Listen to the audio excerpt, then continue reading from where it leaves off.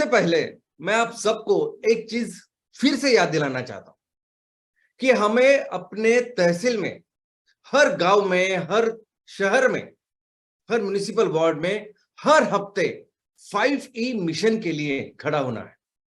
हमें हर हफ्ते इस 5E मिशन के लिए सैटरडे सेशंस करने हैं। और ये 5E मिशन किसी लिए, क्योंकि इन सभी लोगों के लिए, ये किसानों के लिए, जो हमारे गांव में, हमारे शहर में रहते हैं, उन लोगों के लिए सब कुछ करना है, क्योंकि उनकी जिम्मेदारी हमने ली है, हमने उनकी रिस्पॉन्सिबिलिटी ली है। ये 5E मिशन इसके लिए नहीं करना है, ये सैटरडे सेशन इसके लिए नहीं करना है कि हमें बिजनेस के लिए, पैसा कमाने के लिए इसकी जरूरत है। कोई भी नहीं, कोई भी बिजनेस हाउस, कोई भी बिजनेस कंसल्टेंट, कोई भी जो बिजनेसमैन है, कोई भी नहीं बोलेगा कि आप इस 5E मिशन को करिए इस बिजनेस बढ़ाने के लिए, बिजनेस बढ़ाने के लिए, पैसा कमाने के लिए, आपके लिए, मेरे लिए। ये 5E मिशन नहीं है। ये 5E मिशन उसके लिए है जिसके लिए इस कंपनी के, इस संस्था की, इस संगठन की शुरुआत हुई है। दोस्तों, इस संगठन की शुरुआत हमने सिर्फ पैसे कमाने के लिए की ही नहीं है। इनफैक्ट जब इसकी शुरुआत की, जिस पर्पस, जिस मकसद के साथ की, तब पैसा कमाना, बिजनेस करना था ही नहीं। वो मकसद था, और जिसके लिए पता चला कि बिजनेस ही जरूरी है, इसलिए हम लोग हैं। ये MCL, ये संगठन है इस 5E के लिए बना हुआ। पहला ये है एनवायरमेंट कंजर्वेशन। हमें अपने तहसील में जो पर्यावरण, उसे हर तरीके से उसका संवर्धन करना है, उसको बढ़ाना है, और हमेशा उसका ख्याल रखना है। ये हमारा पहला ई है। दूसरा, ये 100% एम्प्लॉयमेंट है।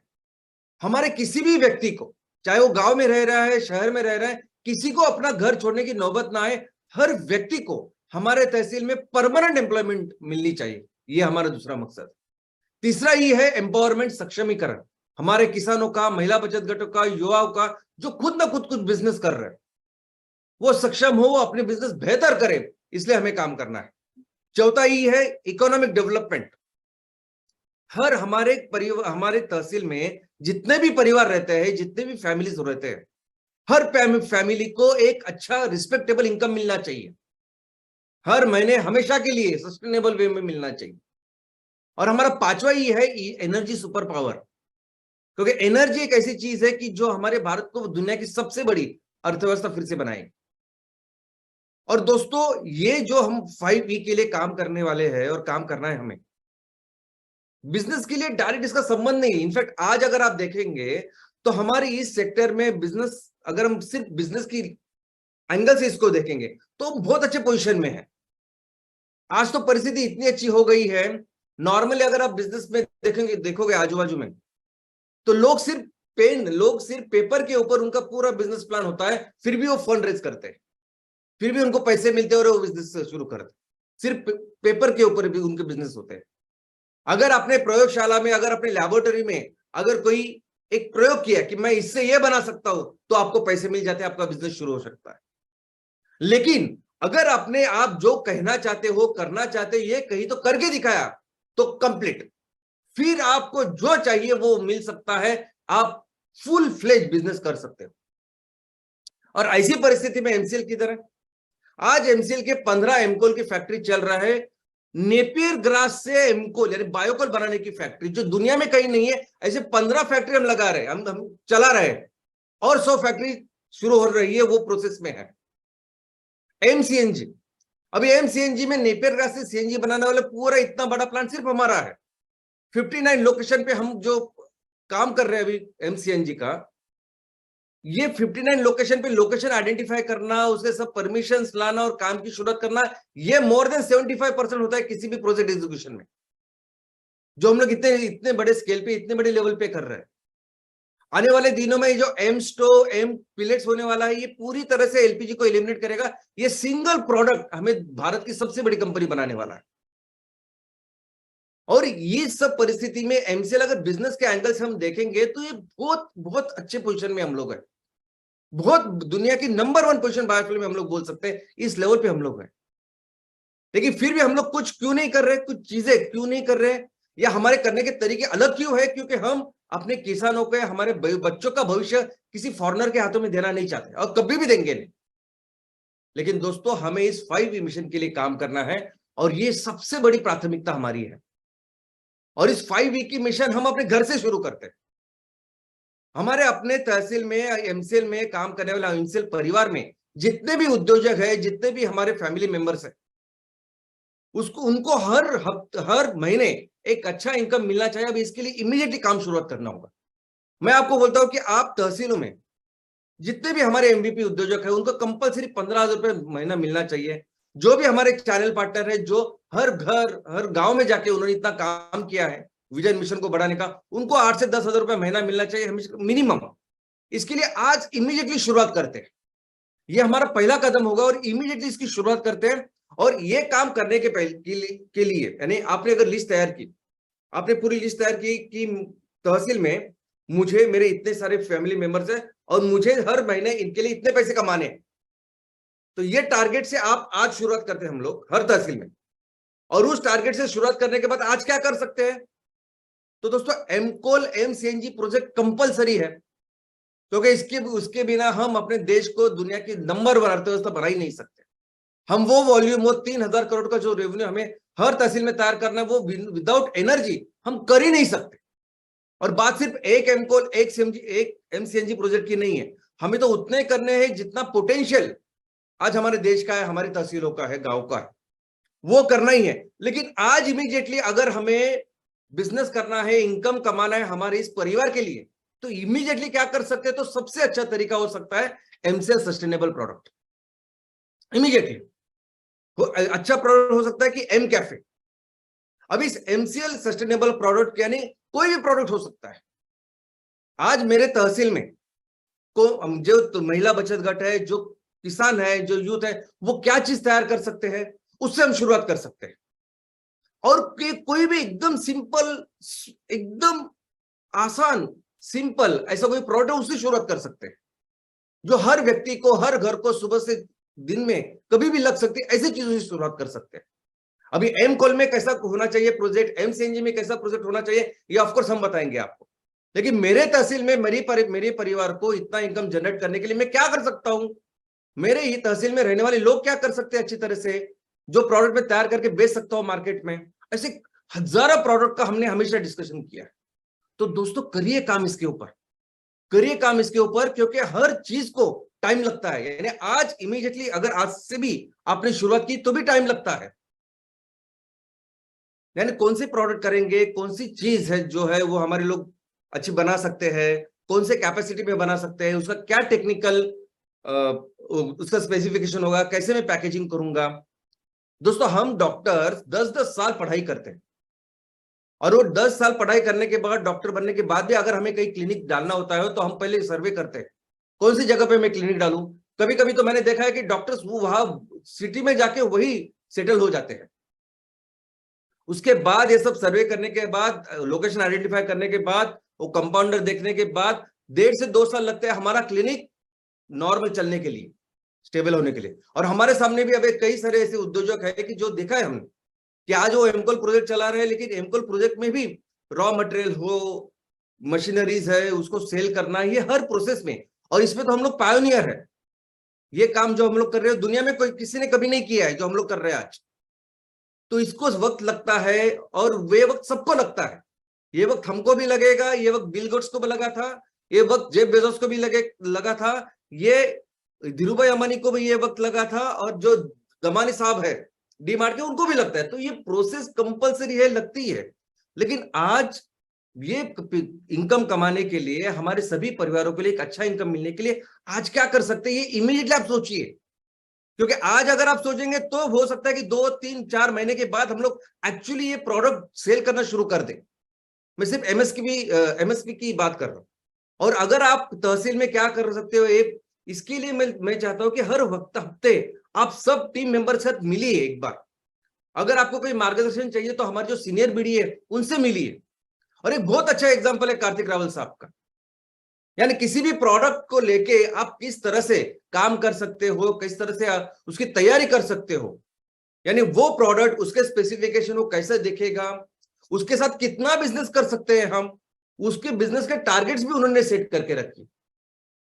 तो मेरी आप सबसे विनती है कि हर तहसील में हमारे जो भी परिवार है, परिवार सदस्य है, जो भी एंटरप्रेनर है, अभी उनका सस्टेनेबल इनकम अभी शुरू होना चाहिए। इसके लिए अभी काम की शुरुआत इमीडिएटली करते हैं।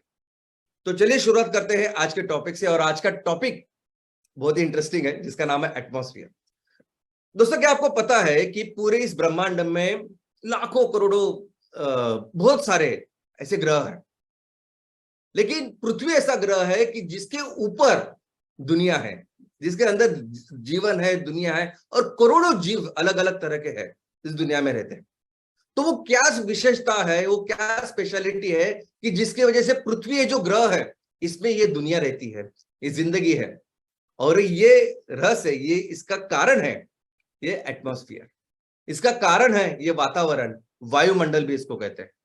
वात आवरण, वात यानी वायु, आवरण यानी आवरण। तो इस पृथ्वी, इस गोले के ऊपर जो इस वायु का आवरण है इसे हम वातावरण कहते हैं।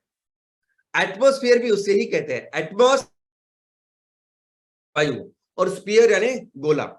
तो ये एटमॉस्फेयर, ये वातावरण है कि जिसकी वजह से इस पृथ्वी के ऊपर ये दुनिया, ये जीव मुमकिन है। तो दोस्तों, कैसे शुरुआत हुई इस वातावरण की, एटमॉस्फेयर की? तो ये समझने के लिए पहले ये जानते हैं कि ये पूरे सौर मंडल, सोलर सिस्टम जो हम कहते हैं, उसकी शुरुआत कैसे हुई। मैं आपको बताना चाहूंगा कि सौर मंडल यानी क्या, सोलर सिस्टम यानी क्या। तो एक हमारा सूरज, सूर्य, और उसके साथ जो 9 ग्रह है, इन सबको मिलके, ये परिवार को मिलके हम कहते हैं सौर मंडल, सोलर सिस्टम। और इसकी शुरुआत कैसे हुई? तो दोस्तों, इसकी शुरुआत, ये सब होने के पहले, सूरज ग्रह की शुरुआत होने के पहले ये सब एक वायु और कण यानी सॉलिड पार्टिकल्स, इसका एक बहुत बड़ा ऐसा ऐसे वायु और ये कण थे। और ये जो सॉलिड कण थे, ये सॉलिड पार्टिकल्स थे, ये आपस में टकरा के उनके बीच में न्यूक्लियर रिएक्शन हुआ। अभी न्यूक्लियर रिएक्शन यानी क्या? तो वही रिएक्शन जो एटम बम में होता है, वो एटम बम जो अमेरिका ने जापान के ऊपर डाला, और जिस एटम बम की वजह से, जिस बम की वजह से जापान सिर्फ कुछ सेकंड में पूरी तरह से तबाह हो गए, क्योंकि इतनी ऊर्जा का निर्माण उस एटम बम से हुआ, इतनी रेडिएशन का निर्माण उस एटम बम से हुआ। और इस एटम बम में कौन सी प्रक्रिया होती है? तो जो एटम्स होते हैं, 2 एटम, एक तो उनका विभाजन होता है, न्यूक्लियर फिशन बोलते हैं उसे, नहीं तो 2 एटम्स आपस में मिल जाते हैं, उसको न्यूक्लियर फ्यूजन बोलते हैं। जो एटम बम में उन्होंने इस्तेमाल किया था वो न्यूक्लियर फ्यूजन था, फिशन था। लेकिन फ्यूजन में भी और फिशन में उतनी ही एनर्जी तैयार होती है। इनफैक्ट ऐसे कहते हैं कि फिशन में और ज्यादा एनर्जी तैयार होती है। और ये सूरज बनने के पहले ये जो सब कण थे, ये सब सॉलिड पार्टिकल थे, उनमें वही प्रक्रिया हो गई। और ये एक बार शुरुआत हो गई, यानी एक प्रक्रिया की शुरुआत हुई, तो बहुत बड़े स्केल पे ये एनर्जी और ऊर्जा का निर्माण हुआ। और एक बार ये चालू होने के बाद एक चेन रिएक्शन होती है, जब तक वो मटेरियल होता है तब तक ये रिएक्शन चलती रहती है और उस ऊर्जा का निर्माण होता रहता है। तो आज उस सूरज में पिछले 450 करोड़ साल से वो सब चल रहा है, और वैसे ही चलता रहेगा अनंत काल तक। और जब सूरज की निर्मित हुई इस न्यूक्लियर रिएक्शन की वजह से, तो उसमें जो आजू बाजू के जो वायु थे वो बहुत जोर से बाहर की ओर फेंके गए। तो वो जो वायु के गोले थे, वही गोले, 9 गोले धीरे धीरे करके ठंड शीतल होते होते होते उनके ग्रह बन गए। तो ऐसे सौर मंडल और ऐसे सोलर सिस्टम की शुरुआत हुई। और आज हम देख रहे हैं ये सोलर सिस्टम कि वहां वही सूरज है जहां वो न्यूक्लियर रिएक्शन चालू है, उसमें इतनी energy her second, fraction of second तैयार हो रही है। और ये सब ग्रह है, इस ग्रह माला में पृथ्वी का रैंक नंबर 3 है, हम 3 स्थान पे हैं। तो दोस्तों, ये सभी जो ग्रह है ये बेसिकली गैसेस से बने हैं, गैसेस और जो थोड़ा सा कोई सॉलिड मटेरियल था। और वो कौन से गैसेस है जो हर इस पृथ्वी पे थे, हर इस ग्रह पे थे? तो इंपॉर्टेंट इसमें से जो गैसेस है वो 4-5 ही है, जिसमें हाइड्रोजन है, नाइट्रोजन है, कार्बन डाइऑक्साइड है, हीलियम है और ऑक्सीजन है। इनफैक्ट कौन से ग्रह के ऊपर कौन से गैसेस है, इसकी अभी पूरी पढ़ाई हो चुकी है हमारे सामने है, क्योंकि आज अभी बहुत सारे उपकरण हैं जो दिखाई देते हैं, जो जिसे पता चलता है कि इस ग्रह के ऊपर कौन कौन से गैसेस है। तो आप देख सकते हैं कि सबसे पहला जो ग्रह है मर्क्यूरी, उसमें 42% ऑक्सीजन है, 29% नाइट्रोजन है, 22% हाइड्रोजन है, और ऐसे हर ग्रह का ये कॉम्पोजिशन है। लेकिन हमारा जो ये ग्रह है हमारे ये जो पृथ्वी ये बहुत स्पेशल है। स्पेशल क्यों है? एक तो उसका डिस्टेंस सूरज से एक बहुत अच्छे लोकेशन पे है, लेकिन सबसे इंपॉर्टेंट है उसका कंपोजिशन इन गैसेस का। तो कंपोजिशन क्या है? तो कंपोजिशन ये है कि हमारी इस पृथ्वी के ऊपर 78.1% नाइट्रोजन है और 20.9 यानी ऑलमोस्ट 21% ऑक्सीजन है, 0.9% ऑर्गन है, और चौथा जो सबसे बड़ा जो कॉन्स्टिट्यूएंस है वो बाष्प है, वेपर है, वाटर वेपर। अब ये जो बाष्प होता है हवा में, ये 0 से लेके 5% तक हो सकता है। यानी ऐसी हवा जो समुद्र के ऊपर है वहां उस पर ज्यादा बाष्प रहता है, और ऐसी हवा जो जमीन के ऊपर है वो बहुत ही ड्राई है, वहां बाष्प बिल्कुल नहीं होता।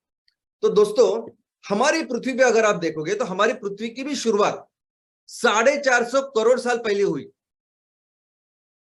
अभी 450 करोड़ साल पहले जब पृथ्वी की शुरुआत हुई तो पृथ्वी भी एक सिर्फ गैस का गोला था, बड़ा गोला था। उसके बाद उसको आज इस परिस्थिति में आने के लिए पहले 50 करोड़ साल लगे। लेकिन ये आने का जो प्रोसेस था वो 3 अलग अलग फेजेस में डिवाइड होता है। पहली फेज क्या है? तो अर्ली एटमॉस्फेयर। आज ये एटमॉस्फेयर है जिसकी वजह से हम जिंदा है, सब कुछ हो रहा है, जिंदगी है। लेकिन पहले जब पृथ्वी तैयार हुई तब एटमॉस्फेयर बहुत अलग था। गैसेस ये नहीं थे जो अभी सामने दिख रहे हैं हमें। बहुत ज्यादा कार्बन डाइऑक्साइड था, बहुत ज्यादा मीथेन था यानी आज से 200 गुना ज्यादा कार्बन डाइऑक्साइड था।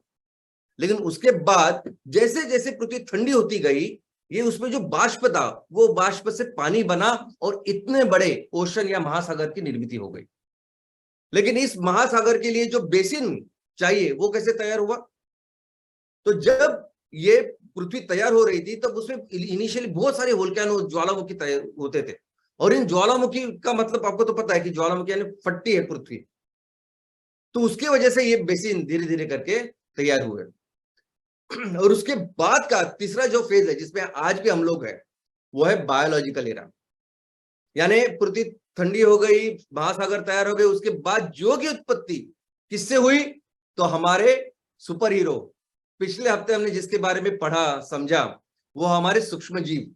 हमारे सूक्ष्म जीव है जिनकी वजह से इस पृथ्वी के ऊपर जीव की शुरुआत हुई।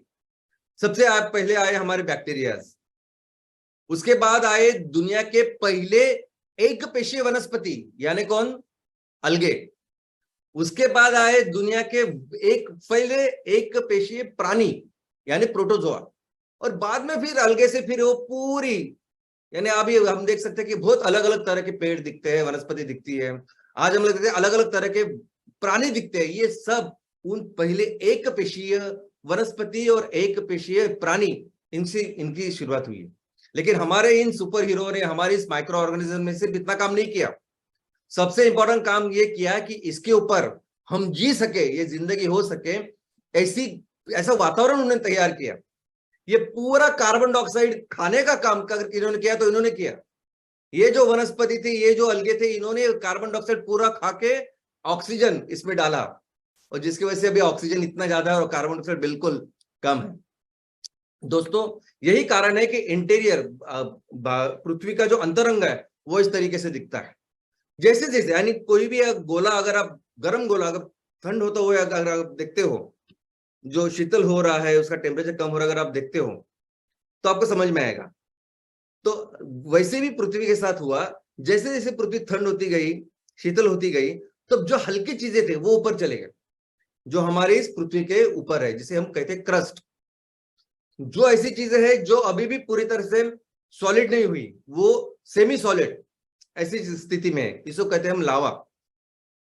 जो दूसरा मेटल करके उसका भाग है, और तीसरा विश्व में जो भाग है उसको कहते हैं कोर।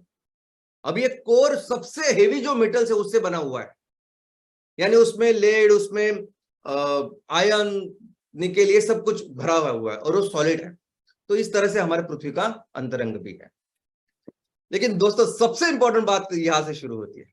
दोस्तों, ये जो सेक्टर है, जो बहुत सारा टेक्निकल आपको लगेगा, आपको बहुत ही ज्यादा डिफिकल्ट ऐसा लगेगा, लेकिन इस सेक्टर में भारतीयों ने जो काम किया है, इस सेक्टर में हमारा देश, हमारी संस्कृति कितनी ज्यादा डेवलप थी, ये अगर आप जानोगे, ये अगर आप समझोगे, तो आपका हमारे देश के बारे में, हमारे संस्कृति के बारे में जो आदर या गर्व था वो बहुत ज्यादा आज बढ़ने वाला है। चलिए समझते इसको।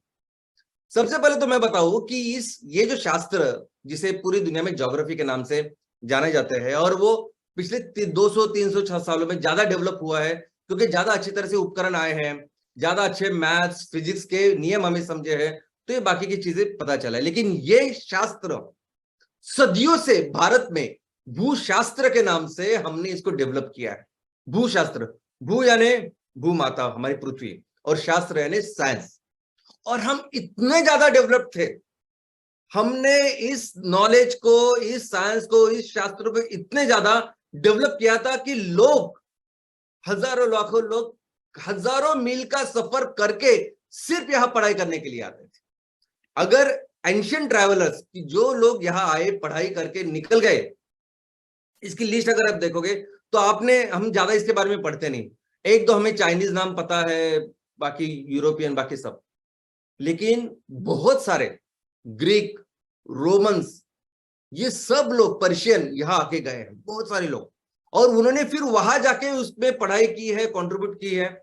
इनफैक्ट एक समय तो ऐसा था कि पूरी दुनिया में 21 विश्वविद्यालय थे, और सभी विश्वविद्यालय सिर्फ भारत में थे। और ये विश्वविद्यालय ऐसे विद्यालय थे कि जहां एक एक सिंपल चीज का सुपर स्पेशलाइजेशन था। यानी मेडिकल साइंस का मैं विद्यार्थी हूं, मैंने मेडिकल साइंस पढ़ा है। जेरियाट्रिक्स नाम का एक हमारा सब्जेक्ट है, यानी बूढ़े लोगों की शाखा है। बूढ़े लोगों में जो बीमारियां वगैरह होती है, वो हमें इतना ज्यादा डेवलप नहीं, हमें चल रहा है, उसके बारे में पढ़ाई कर रहे हैं, काम कर रहे हैं, और एक स्वतंत्र शाखा वो है। लेकिन क्या आपको पता है, हमारे आयुर्वेद में हजारों सालों पहले उसकी पूरी डेवलप्ड ऐसी शाखा थी। वैसे ही सेम इधर यहां था। इतने सारे हीरोडोटस, मेगास्थनीज, इतने बड़े बड़े नाम उन्होंने यहां पढ़ाई करके वो बाद में वहां गए हैं। अब इसका एग्जांपल मैं आपको देना चाहता हूं कि दोस्तों, हमारे संस्कृति में कछुए का बहुत महत्व है। आप देखोगे तो कछुआ हमेशा एक गुड लक का प्रतीक भी मानते हैं, सभी जगह मानते हैं।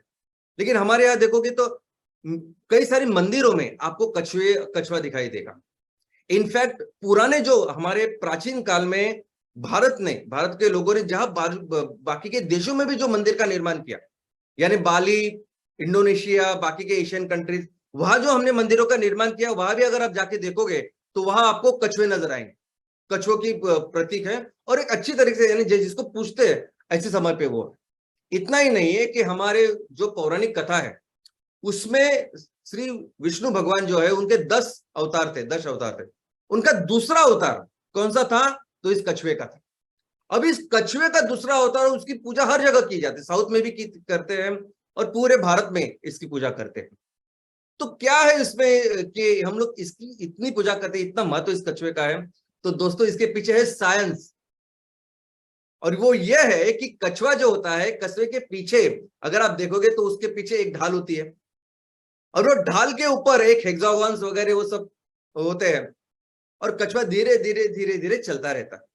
तो साइंस उसमें यह है कि हमारे शास्त्रज्ञों ने, हमारे पूर्वजों ने दुनिया को बताया कि इस दुनिया के ऊपर, ये जो दुनिया है, जो पृथ्वी बनी है, बेसिकली ये पृथ्वी बनी है और उसमें बड़े बड़े प्लेट्स है, जिसे कहते हैं टेक्टोनिक प्लेट्स। और ये एक्चुअली है, जो मैंने भी पढ़ाई की है, कि इस पृथ्वी जो बनी है, चाहे वो समुद्र के अंदर समुद्र हो, जमीन हो, उसके नीचे ये जो अर्थ का क्रेस्ट है, अर्थ का ऊपर का भाग है, वो 7 बड़े बड़े जायंट प्लेट से बना हुआ है। ये पूरी दुनिया, ये पूरा पृथ्वी, और ये जो प्लेट्स है ना, ये एक दूसरे के साथ धीरे धीरे करके कंटिन्यूअस मूवमेंट में होते हैं। और जब 2 प्लेट्स मिलते हैं आपस में, और वो जो जगह होती है, वो जो लाइन होती है ना, उसमें आप देखोगे तो उसमें वही अर्थक्वेक होते हैं, ज्वालामुखी आती है वही। तो पूरी दुनिया में कहाँ ज्वालामुखी आती है, कहाँ अर्थक्वेक आते हैं, तो वो एक लाइन आपको दिखाई देंगी। हमारे भारत का भी अगर नक्काशा देखोगे आप, तो वहां एक लाइन है कि जिस लाइन के थ्रू ही यहाँ भूकंप या अर्थक्वेक आते हैं। दोस्तों, ये साइंस जो अभी कुछ सालों पहले हमको पता चला, मॉडर्न साइंस में पता चला, ये हजारों सालों पहले भारतीयों ने दुनिया को बताया था। और कछुआ क्यों? क्योंकि उन्होंने कहा कि ये सभी प्लेट, जैसे कछुआ धीरे धीरे धीरे करके चलता है ना, वैसे सभी प्लेट्स धीरे धीरे धीरे धीरे करके चलते हैं। भारतीय वैज्ञानिकों ने यह कहा था कि ये जो कछुआ है ये जमीन में भी रहता है और पानी में भी रहता है, और उसने बहुत अच्छी भूमिका निभाई है कि जमीन का जो पानी में जो भी मिट्टी तैयार होती है, उपजाऊ मिट्टी, उसको बाहर लगे वो अच्छा उसको उपजाऊ बाजू की जमीन उपजाऊ करने का भी काम करता है। और ये भारतीयों ने करने के बाद फिर अमेरिका की टॉर्टोइज थ्योरी शुरुआत हुई, चाइनीज की टॉर्टोइज थ्योरी शुरुआत हुई, पूरी दुनिया में फिर टॉर्टोइज की वो अलग अलग थ्योरी अभी कुछ सालों पहले, और उन्होंने फिर उसको शुभ मानना शुरू हो गया। दोस्तों वहां का जो अमेरिका ने जिसने ये टॉर्टोइज थ्योरी डाली पहले प्रपोज की, वही अमेरिका में जो सीनियर साइंटिस्ट थे उन्होंने कहा कि ओरिजिनल थ्योरी भारतीयों की है। इतना ही नहीं, आज अभी देखिए गूगल मैप के बारे में आप सबको पता है कि आज गूगल मैप से हमको पता चलता है कि कहाँ कहाँ जाना है, लोकेशन वगैरह समझते हैं। लेकिन उसी लोकेशन के लिए और एक चीज आज हम जिसका इस्तेमाल करते हैं वो है कोऑर्डिनेट्स। आप जहां रहते हो वह कोऑर्डिनेट्स क्या है, कौन से लोकेशन पे आपकी है संस्था है, घर है, जो कुछ है वो, उसके अक्षांश और रेखांश क्या है ये पता। मैं आप सबको फिर से स्कूल में लेके जा रहा हूं। मुझे पता है कि मैं बहुत ज्यादा टेक्निकल बोल रहा हूँ, आप सबको आज भूगोल सिखाने की कोशिश कर रहा हूँ, लेकिन ये सीखना, ये जानना, ये समझना बहुत जरूरी है। चलिए समझते हैं। तो हमारी ये जो पृथ्वी है, हमारी इस पृथ्वी के ऊपर कोई भी लोकेशन फाइनल करने के लिए उसमें अक्षांश और रेखांश है। रेखांश यानी जो सीधे ऐसे लाइन है उसको रेखांश कहते हैं, और जो हॉरिजॉन्टल ऐसे लाइंस है उसको अक्षांश कहते हैं। तो आज कहीं भी आप खड़े हो, कहीं भी आपका घर है, तो वो कौन से अक्षांश और रेखांश में ये समझ में आता है। ओके, इसको कहते हैं कोऑर्डिनेट्स। तो अगर जिस भी अक्षांश रेखांश में आप हो तो कहीं तो शुरुआत होती होगी, जीरो अक्षांश रहेगा, जीरो रेखांश रहेगा। अभी जीरो रेखांश जिसको जो होता है उसको कहते हैं प्राइम मेरिडियन। पहले जीरो की शुरुआत हुई, उसके बाद में फिर ऐसे ऐसे करके बाकी के अक्षांश और रेखांश की शुरुआत। और दोस्तों आज की तारीख में ये सब जो हम जिसका इस्तेमाल कर रहे हैं, अक्षांश, रेखांश, ये कोऑर्डिनेट्स, ये पूरी दुनिया में इसका जो प्राइम मेरिडियन है जीरो, वो कहाँ है? तो आज ये प्राइम मेरिडियन अंग्रेजों के उन्हीं यूके में स्थित लंदन शहर के ग्रीनविच ऐसी जगह पे है। तो इस ग्रीनविच मेरिडियन है जो 1884 में यानी 150 साल पहले दुनिया ने उसको अपनाया, दुनिया ने भाई अंग्रेजों ने, कि ये प्राइम मेरिडियन है, और फिर उसके बाद फिर लैटिट्यूड एटीट्यूड यानी वही अक्षांश और रेखांश की शुरुआत हुई। लेकिन क्या आप समझते, क्या है क्या बिलीव करोगे कि ये 150 साल पहले जो अंग्रेजों ने जो बताया कि हमारे देश में ऐसा प्राइम मेरिडियन चालू होगा, ग्रीनविच में रहेगा, जिसको हम लोग आज फॉलो कर रहे हैं, हजारों सालों तक पूरे दुनिया का प्राइम मेरिडियन कौन सा था? तो वो था उज्जैन, पूरी दुनिया का। और उससे भी आगे जाके मैं आपको बोलता हूं दोस्तों, ये एक क्लोडियस टोलेमी करके एक बहुत बड़े एस्ट्रोनॉमर होके गए हैं, खगोल शास्त्रज्ञ। उन्होंने बहुत अच्छा कंट्रीब्यूशन दिया है, उन्होंने बहुत सारा काम किया है इस विषय में, खगोल शास्त्र में।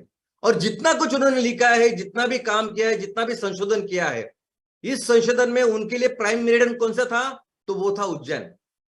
वो इस पहले जो शताब्दी थी उसमें उन्होंने काम किया, यानी 100 से 170 के बीच में। और उन्होंने जो मैप तैयार किया था जिसके ऊपर ये सब काम किया और अपने थियरीज, अपने सब चीज रखी, वो नक्काशा भी आपके सामने है। इसमें उज्जैन ये प्राइम मेरिडियन ऐसा रखा है। लेकिन और एक जबरदस्त ऐसी चीज मैं आपको बताना चाहता हूं दोस्तों। ये जो पृथ्वी है ना, इस पृथ्वी की ये जो गोल है पृथ्वी का, इसके दो भाग होते हैं। ओके, दो भाग किससे होते हैं? तो विषुववृत्त से, उसे कहते हैं विषुववृत्त। उससे होता है ऊपर का गोल, उसे होता है उत्तर गोलार्ध, और नीचे का दक्षिण गोलार्ध। हम भारत उत्तर गोलार्ध में है। अभी उत्तर गोलार्ध जो है ना, वो भी दो टुकड़ों में उसका डिवाइडेशन होता है, जिसे कहते हैं कर्कवृत्त।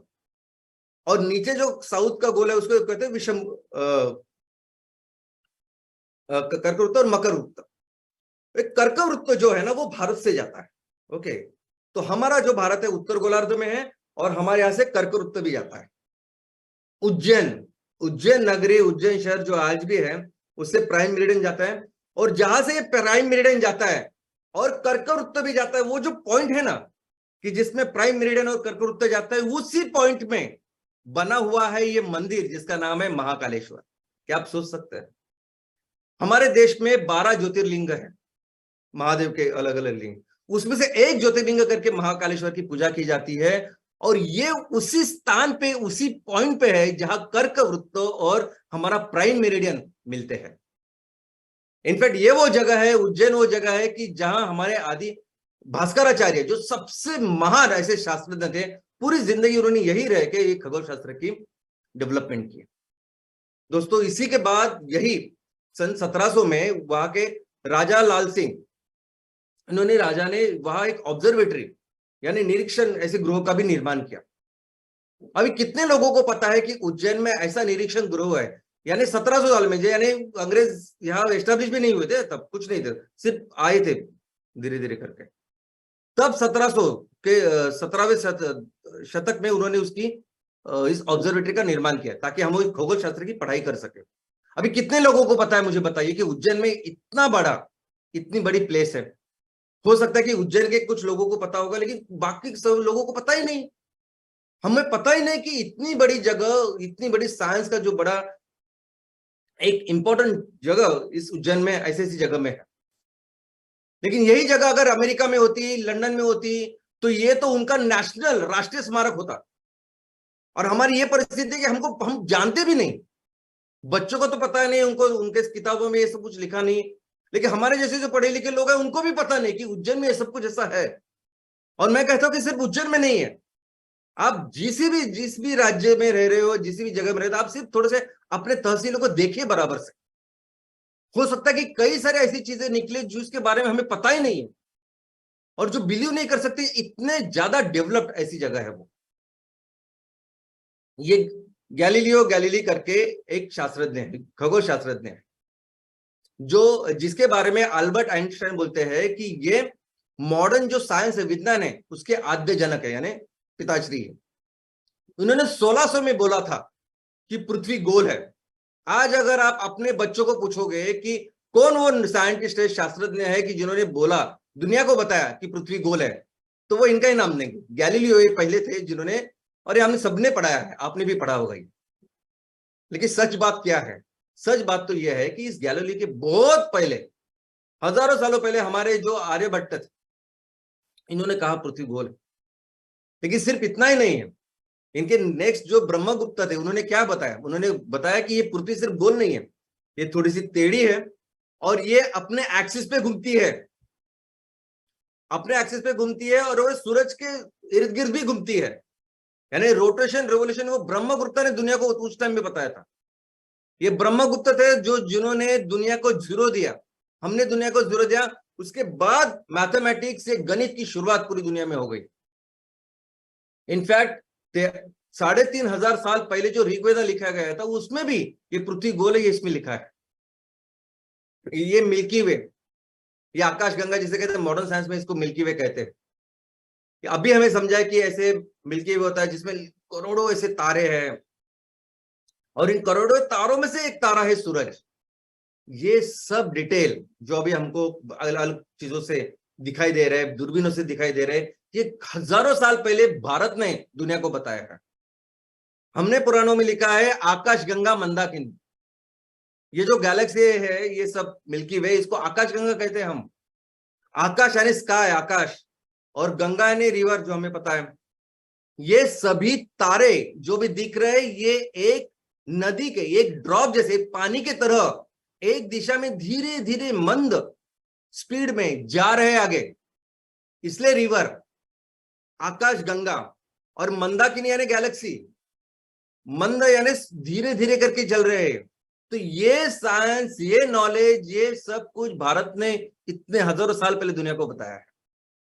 अल बरूनी करके बहुत ग्रेट पर्शियन ऐसे एस्ट्रोनॉमर है, उन्होंने कई सारे काम किए, कई सारी किताबें लिखी है, बहुत बड़ा कंट्रीब्यूशन उनका इस विषय में है।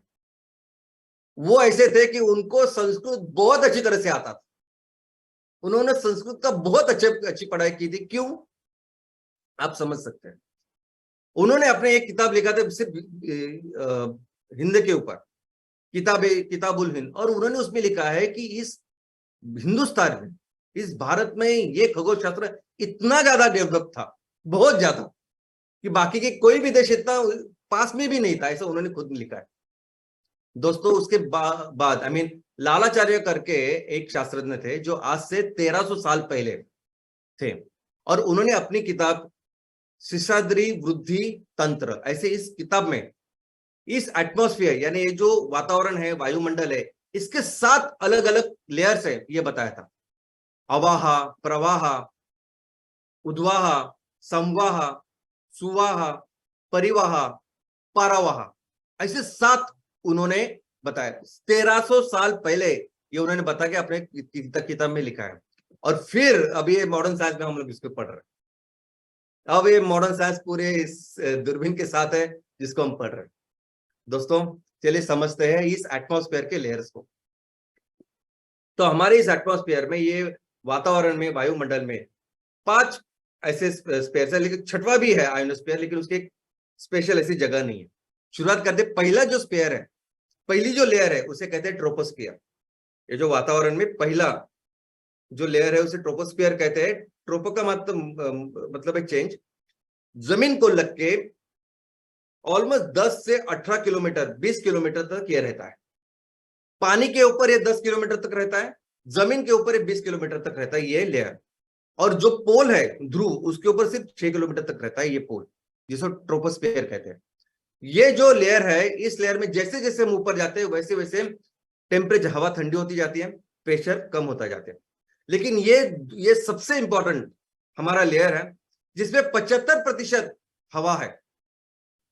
यानी पूरा जो एटमॉस्फेयर जिन हवा से बना है वो सभी हवा कॉन्सेंट्रेट होके इस 75% ये इस पहले 18 से 20 किलोमीटर में है।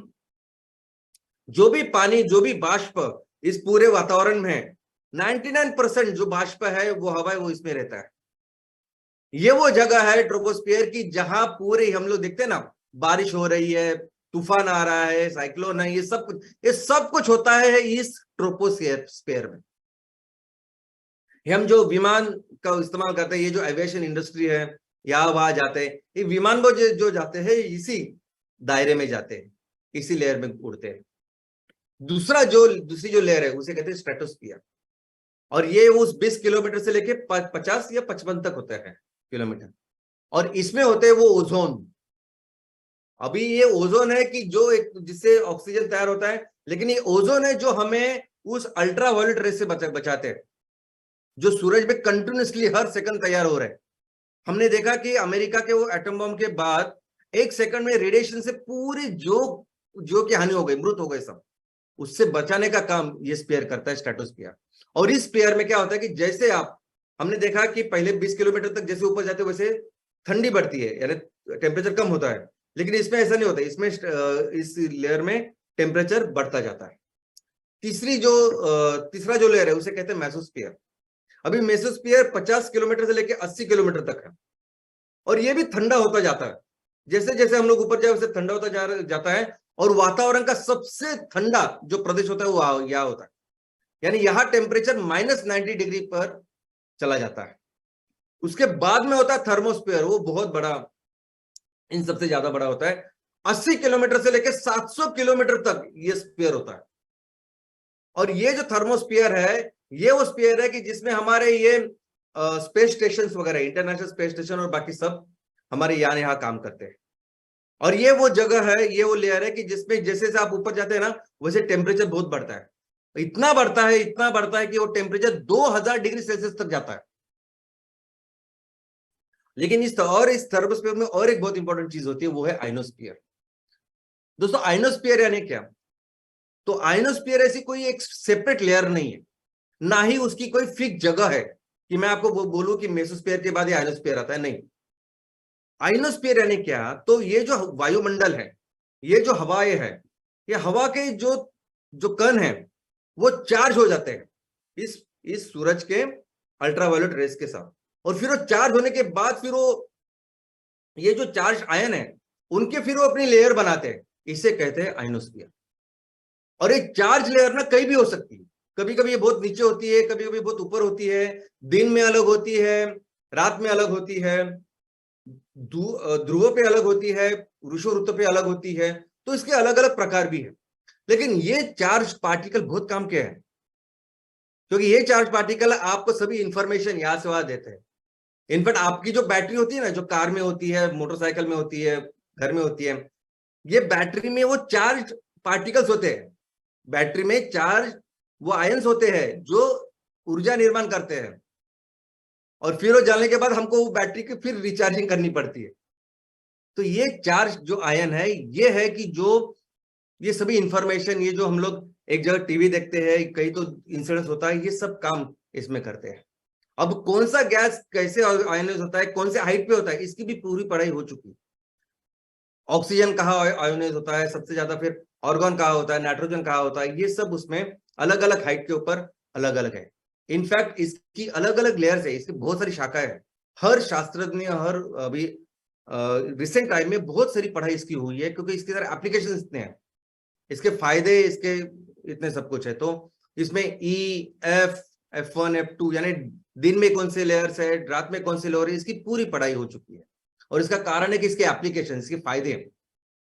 अभी अभी आज मोबाइल टावर आए कुछ सालों पहले, तब से मोबाइल वगैरह चालू है। लेकिन आपको पता है कि अगर एनडीआरएफ टीम जाती है, या कुछ भूकंप या कुछ प्रॉब्लम होती है, जहां कोई मोबाइल टावर भी नहीं रहता, कुछ नहीं रहता है, तो कैसे वो सिग्नल ट्रांसमिट करते हैं?